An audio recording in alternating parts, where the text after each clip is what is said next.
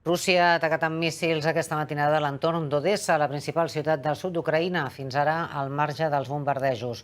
L'atac ha causat almenys 19 morts. És tota una declaració d'intencions a la petició dels líders de l'OTAN que ahir, des de la cimera de Madrid, demanaven a Vladimir Putin que aturés la guerra.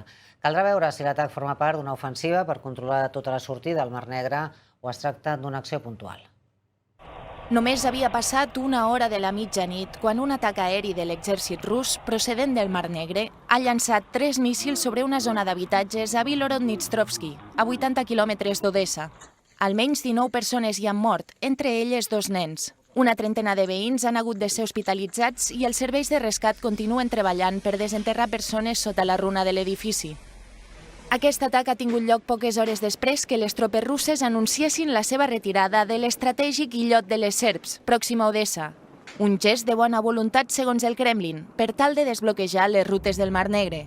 Però aquest nou atac rus sobre objectius civils no augura pas bones voluntats. La regió d'Odessa fa frontera amb Moldàvia i Romania i la seva capital, homònima, té l'únic port marítim fora del control rus a Ucraïna.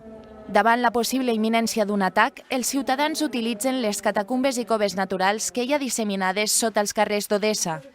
Durant la Segona Guerra Mundial havien servit com a refugis antiaeris contra els atacs, en aquest cas, del Tercer Reich.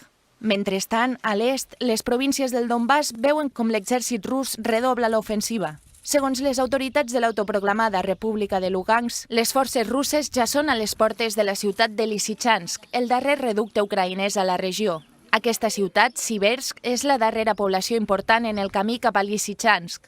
Durament bombardejada i sense bolero, s'ha convertit en una nova frontera en la guerra entre Rússia i Ucraïna. La Unió Europea ha tornat a refermar el seu compromís al costat d'Ucraïna. Aquest matí, la presidenta de la Comissió Europea